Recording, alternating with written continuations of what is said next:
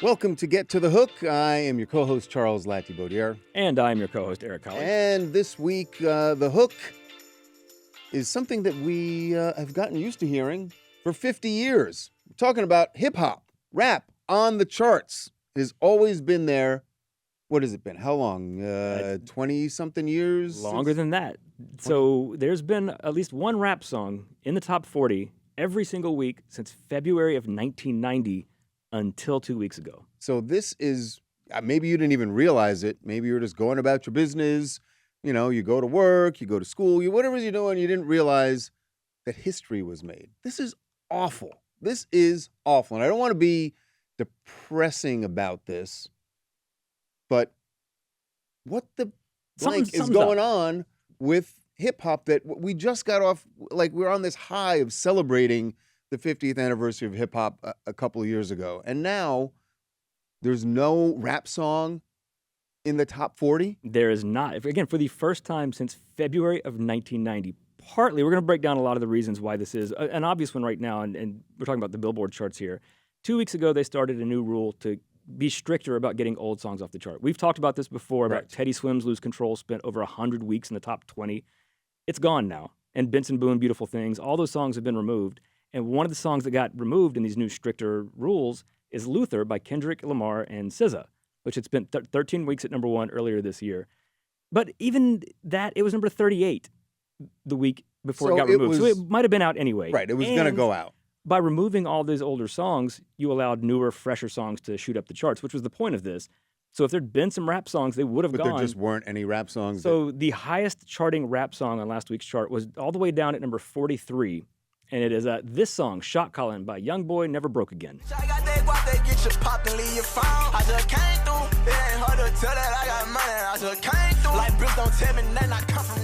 And you look very exasperated, and maybe that's part of the problem. I cannot tell you how much I'm fighting being the old man on his porch right now. No, it's not. But Tony, our producer, is not an old man. He's in his 20s, and he was just saying, like, he's tired of trap. I've been trap saying production this for like 7 years. Trap music is killing rap. But it was the last new exciting thing. We were saying, like, when SoundCloud hit and all these rappers hit in like the mid-2010s, it was a new exciting thing, but that's been a decade ago. And this song sounds like it could have come out in 2015. You could not have said, if a hip-hop song was big in 2005, it would not have sounded like a rap song from 1995. 95 did not sound like 1985. Rap's gotten a little stagnant. It just at least mainstream gotten rap. Stagnant, and I don't know. Like, listen, he's having a rough week as it is, having a rough year. So I don't want to lay all blame on Drake. He's part of the problem too. But he's definitely part. And the reason I point out Drake, and I said this probably 5 years ago, that Drake has so much power, or at least did, that he should be doing something other than just trap. And occasionally he does. Occasionally he has stepped out of it. And he tries to do other things. But then always seems to like fall back to it. It's like an easy fallback for him. And that's the problem, I think, for rap artists in general, is that you go in the studio and you're like, oh, let me just put a trap beat on, and you think it's more about your lyrics. And I think that's the problem, is that they're not. But even a lot of lyrics are not. It's not about your lyrics. Like, partially it's about your lyrics, but really people just want a good beat. And by the way, you know who put out a freaking great album that wasn't just trap beats? Kendrick. And he did really, really well. Yeah. Well, see, do something a little different and it will work. Push yourself. But that also had all the hype of the beef. Of course. Which some people, I'm now retroactively, even though it's only been a year ago, I've seen some people online saying maybe the Drake-Kendrick feud was the ending of a chapter of rap. Not that it's the death of rap, right, but it was the end of a certain Close era. that book, right. And maybe the new thing hasn't happened yet. To put into context how long it has been since we have not had a rap song in the top 40, let's go back. Maybe even before you were born. We're going to go back to February of 1990. So the last Billboard Top 40 that did not feature a rap song was for the week ending February 3rd, 1990, beginning of the new decade. Okay. The next week, a rap song jumped from number 41 to number 29 on its way to the top 10. And every single week since this song, until 2 weeks ago, there's been at least one rap song in the top 40. So to put in context of how long it has been, this is the song that started the streak. This is Biz Markie, Just a Friend. Yes. Oh, baby, you got what I need.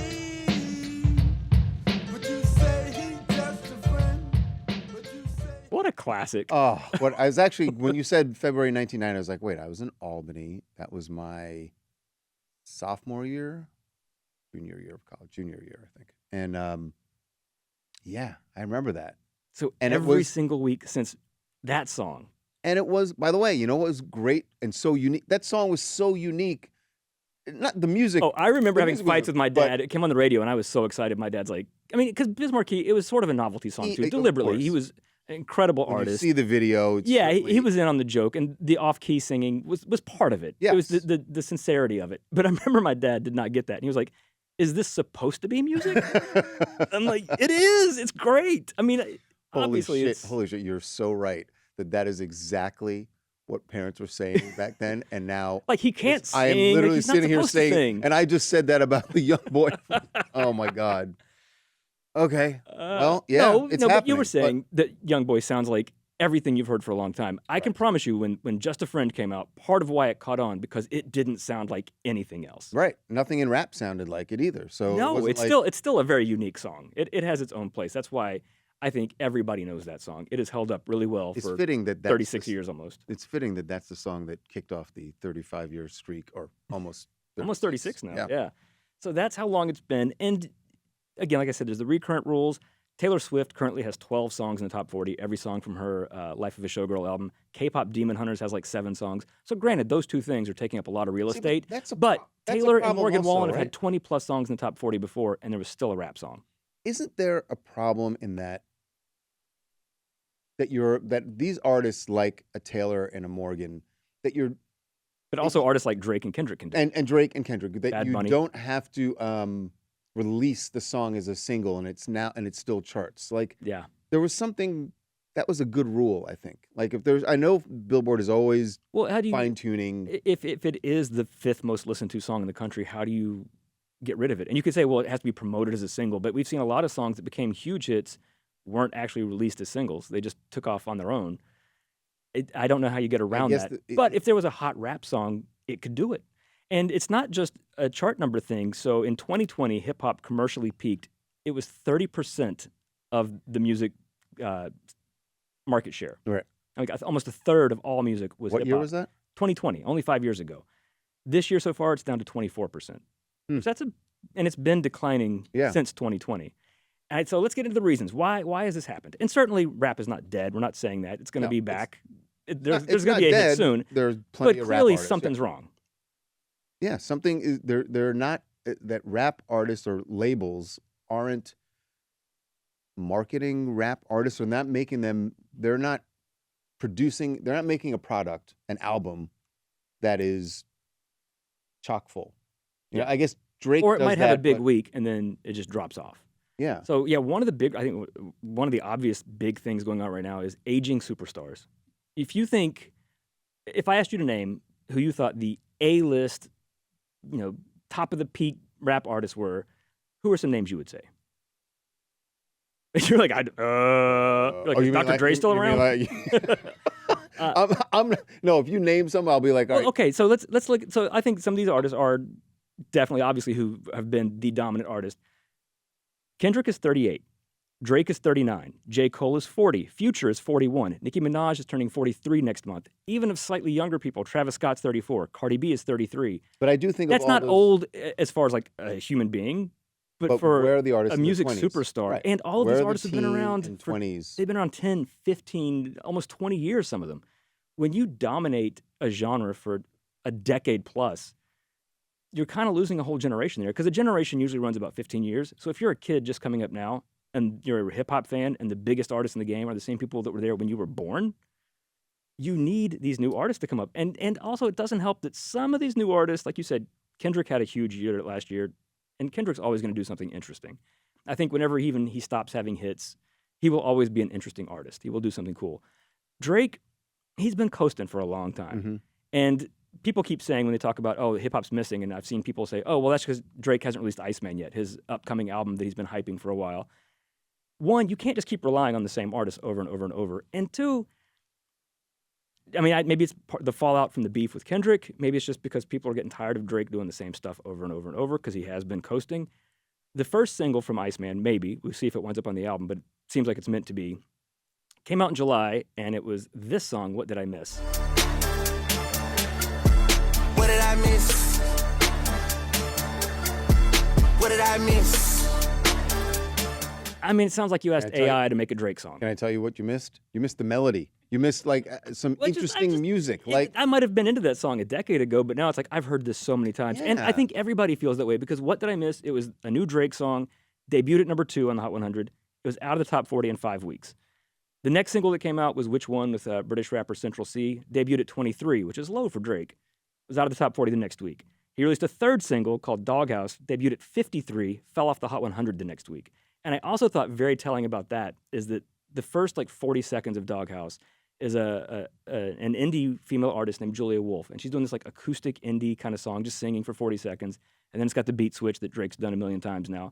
And Drake fans I saw commenting on the song like, man, they should make a whole song out of that first 40 seconds. You mean the not hip hop, Right, not the Drake part of the non-hip-hop song part. is what you want to hear more of? That's not good on a Drake song. Like, hey, that Right, really that's a that bad part you're not sign. in at all, that was great. yeah, that's a bad sign. And And the industry can't just keep relying on Drake to carry hip hop on his back, and you can't have these feuds that become cultural moments. But the thing is, I mean, they were both already legendary artists by that time, Kendrick and Drake, and they will always be, no matter what.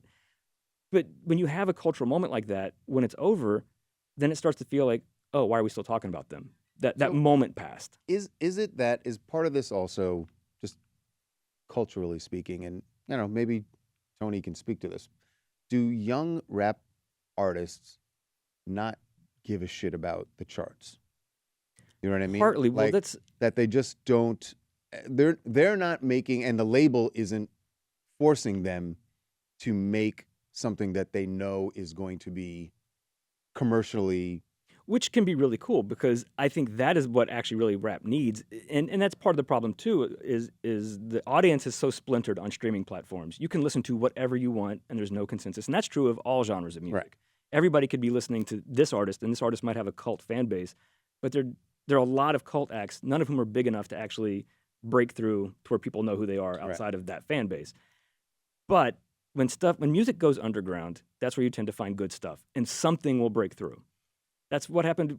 The closest parallel always with hip hop is rock.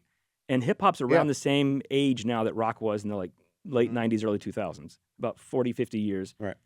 And rock kind of ran out of ideas then. Yeah, it And did. but It's true. but as it was starting to in the 80s when the glam metal and the hair metal and all that kind of stuff was getting stale and it was boring, that's why Nirvana was such a big deal because they were this underground thing that just blew up into the mainstream and it was a whole new audience, a whole new generation. They didn't care about the stuff before. They wanted new sounds. And that's what made Nirvana such a thing. Hip hop needs its Nirvana. It's needed it for years. It needs. But you need that artist that some builds up innovation. they're not that's why it doesn't matter about the labels. It's better if you don't have that.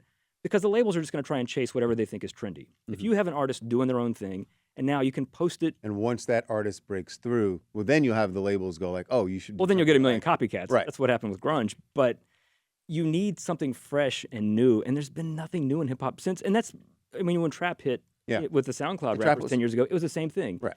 It was these kids in their bedrooms making these tracks and putting them on SoundCloud. They didn't need labels. They built their own following locally. They built their own hype. Like You when don't T.I. have like regional when- scenes anymore either. Like when it came out of Atlanta, when T.I. started that, and it was different, right? And I guess you're right. That's when, because it was so easy to produce, that you had SoundCloud rappers being like, "All right, that's all I got to do is I just get it, the drum machine that's gonna knock Yeah. out that beat, and then I can." And I guess that's good in that it allowed a lot of people to sort of start their careers, but it's got to move somewhere. Like the thing I always remember, and again, I know this is old man on the porch.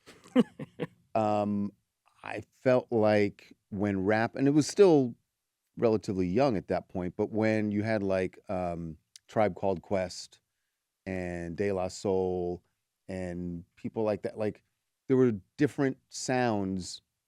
It was still hip hop, it was still rap, but it was a different very sound different. from yeah. And also it just talking felt about- innovative. Like talking all about right, who's Atlanta- taking jazz beats and putting. I'm not even saying that's what they need to do now, but something like that. Something different. Yeah. When I was talking to Jason, one of our editors in the back, who's like an old school hip hop head, and we were talking about this, and he said the other thing is you've lost regional sounds because in the 90s and 2000s and the 80s, East Coast New York hip hop was very different than Atlanta, Dirty South Yeah. hip hop, West Coast G funk, all that was very different. You had stuff coming out of Baltimore and Chicago and Detroit. If you heard it, you would know right away. Oh, that's a West Coast hip hop song. Oh, that's Atlanta. that's Miami bass. Mhm. Now, if an artist comes out, you have no idea where they're from because it all sounds Because it's all the same. homogenous. Yeah. So someone's got to. I mean, Bring a regional sound and be able to. That's the trick. Is you got to have it and you got to break it through nationally without compromising. It's not an easy feat. yeah, it's not easy. And look, for all we know, there are people in the industry like searching for those I'm sure they are. people underground, right? Searching for that sound that. And there's somebody different, making but- it. There's yeah. some kid somewhere making it. But this is a problem Why too with isn't there hip a hop. One of the reasons producer? Like, why isn't there a producer? because people get the who's same leading superstar this? producers who they it's an easy paycheck just to keep making the same thing. But talk about like the young kids who are coming up with these new sounds. This is another huge problem that does have to be addressed. Death. In the past decade, there were so many rappers that were coming up that people thought either they were already very successful or they were like on the verge of being the next A-list Right. superstar. Some of the rappers who've died in the last 10 plus years, Juice WRLD died, XXXTentacion, Nipsey Hussle, Pop Smoke, King Von, Takeoff, PNB Rock, Young Dolph, Rich Homie Quan, Mac Miller could have been the next Eminem. I actually All those thought guys died XX before 25 or 30. XXX and Mac Miller were the two people on that list that stood There was out an to me excitement who to had it. a little like there was something a little different about their sound. I think that Juice was- WRLD did too. There was Yeah, an Juice emo WRLD did, rap yeah. thing to him that really Yeah. connected with audiences. That's why he died not just young in his age, he was very young, but died young in his career. He'd only put, I think, 2 albums out. Yeah. But it left such a mark because he really connected with audiences. And I think a lot of artists coming out now just, it might be like, oh, that's a cool song. And then and that's what you see with a lot of these songs is even if they do well, numbers-wise on the charts, like we talked about earlier this year, Travis Scott's songs 4x4 debuted at number 1. It's a number 1 hit technically. Fell to 57 the next week. It left 0 mark on the culture, on music. Even on his own fans, they probably Yeah. forgot that song.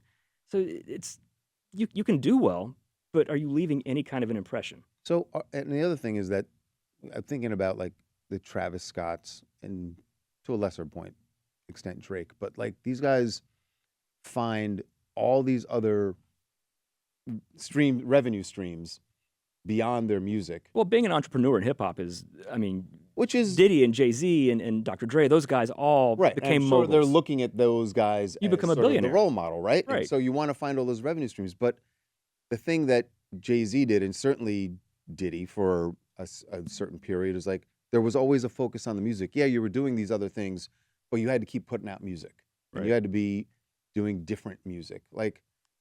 And the reality, actually, Jay did that also really well. Also, I mean, each of his albums all sound a little different because he sampled different things, right? Even though he was working with largely the same producers. You would There'd be a- change to keep up with the times, but now the times aren't changing. So what is there to keep up with?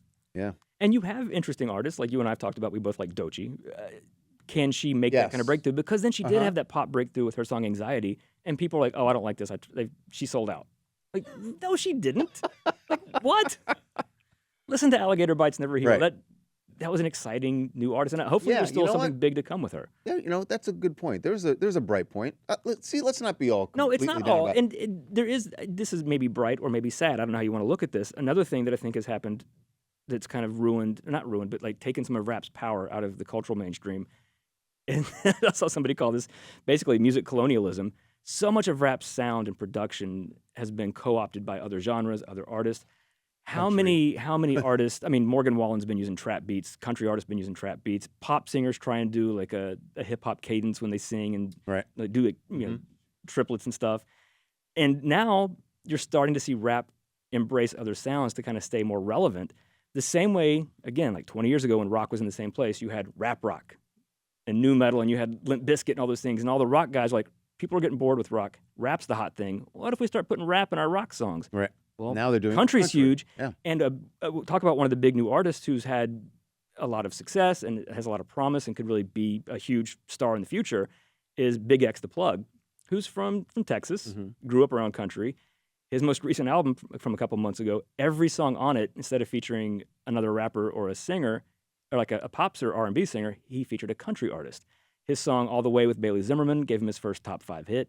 He's got a song out right now that's done really well with country singer Ella Langley called Hell at Night. This is Big X the Plug going country. I hope you have a bad morning and one hell of a night. I hope it's hell at night, straight through the morning. And we've said the two longest running #1 hits of all time now are Something Lil about Nas the X's Old Town Road with Billy Ray Cyrus and Shaboozie's A Bar Song. So country adjacent rap songs or rap adjacent country songs, Yeah. however you want to look at it, maybe that is the future. I never ever would have maybe it guessed is. that the And you know future of what? hip hop was country. My mind can't process saying that sentence, but Again, what's cool about that is just the juxtaposition of Big X's voice next to who's the country Ella artist? Langley is her name. Ella. She's actually a pretty cool country singer. Yeah, no, just the difference. There's such a Yeah. vast difference, and that's And her voice floating that's over cool. that heavier trap beat. cool. The part I don't like is it's still a trap beat. It's still a trap beat. Like, and there's an example of like if you're gonna do country rap country, bring some more country sounds into it. Well, that's- Don't make it trap beats Yeah. and rap country. Like, bring some Rap over a country song? Sure. Why not? Listen, that'd be different. Or Well, it's like you were talking about in the 90s when people started bringing in jazz samples. Like when DJ Yeah. Premier and Guru was Yeah. doing jazzmatazz and stuff. It sounded so cool. Hearing these old Or upright take- bass jazz samples over a hip hop beat was so Right. cool. You could take do that with an old country bluegrass song. Exactly. Take a bluegrass song and mix it, remix it. Like that. That's different at least. Yeah, it would sound different. I don't know. It needs something. And look, we're talking about this now. It is a big deal that it's the first time in almost 36 years. But next week there could be. Well, there already An is. artist back As we're on. recording this week's chart hasn't come out yet, the rest of it, but predicted to debut around number 38 or 39 this week, somewhere at the barely scraping the top 40, is Megan Thee Stallion's new song. This song is called Lover Girl. Let's get the smile talk and make some big moves. I know you feeling me, you know I'm feeling you. A very freaky girl. And it's got a 90s sound. It's built off of a sample of Total's 1996 song "Kissin' You." So it's got like that 90s R&B sound to it. But So it might debut in the top 40 at the bottom. It won't be there next week, probably. Something will be there. But I guess the bigger issue that we're looking at is, okay, that's one song that gets in. And even if it's two songs. And But even if Drake releases Iceman and all the songs debut in the top 40, maybe one or two which will ones stick. stay? The right? rest Which will ones drop. stick? And will they even leave an impression? Because Drake's albums through this decade, he's produced a bunch of #1 hits, but people don't remember them. Like, Slime You Out and Yeah. Way Too Sexy and What's Next and Tootsie Slide. Those are all #1 hits for Drake in the 2020s. Nobody outside of Drake fans really remember those songs. They didn't leave a lot of cultural impression. We don't have the era of mega producers is gone, right? It Kind of, you seems still like have it. some, but even those, like the A-list superstars, you've got people like, Mustard and Mike Will Made It and some of these guys who have been around a long time. But I think it's part of it is it's on those guys to find the new sound, right? That they've got to go to the artist and say, look, here's this beat I just created. Here's this. What do you have? What do you get the artist excited about a Yeah. different sound? So maybe Kind of reminds me, I remember a quote years ago, will.i.am, when Black Eyed Peas were having their big moment, and everybody kind of started sounding like them, and will.i.am's like, everybody's stealing my sound. And Prince said, well, then get a new sound. Yeah. People are stealing your sound, come up with something new. right. Don't let them steal your sound. I don't know. I don't know what happens. I think hip hop at 50, it's middle age now. And I think it's at an inflection point where does it go from here? Like I said, you can't just coast off of Drake and Kendrick and Future and Nicki for another 5-10 years. We got to sound the alarm. We got to sound the alarm. We need some young blood in Well, here. Pound the Alarm's a Nicki Minaj song. You- So. But Again. also, And no knock on Nicki, obviously. Like, that's great. Like, you still want your icons to be making music, but you need you new got to people. pull up some new people. Well, like, Some new- when we were growing up with kids in the 80s, you still had hits from Paul McCartney and Stevie Wonder and Aretha Franklin, but we had Michael Jackson and Madonna and Prince and all this new stuff happening. We had hip-hop happening. Run DMC happened. There's always something new. And right now, it feels like there's kind of not. And I don't know Yeah. what that would be. But I hope it happens. Just because also, I just want to hear something new. Yeah. I like hip-hop. I don't want it to be doing the same things over and over and over. And you do find there are a lot of artists that, but to the point earlier, there are a lot of cool, not famous people making really interesting new stuff. There's a guy named Billy Woods that has like a really cool album, but he's not going to go mainstream. You just need somebody to You kind need of break somebody through. to break through.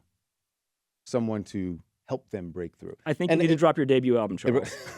I think it's time. I have been sitting on a few tracks. Oh, and, I think you should keep sitting. See if And they I'm hatch. I'm going to stay there, actually. I think I'm just going to remain sitting on them maybe another 10, 15 decades. Yeah. Yeah, maybe. 'Cause it ain't going to happen. But somebody will. Somebody will. I do believe. I mean, it will, certainly because hip hop's not dead. This is not the death of hip hop. It's just a bad week. Maybe it's a wake up call. A really bad weekend. Yeah, maybe it And makes everyone realize. Surely, if you're just thinking about making money, if you're seeing all of these big stars are having diminishing returns at this point, do something new because you could really make a lot of money if you have a new sound. People will be like, "Oh, this I'm into." So maybe there's an opportunity there.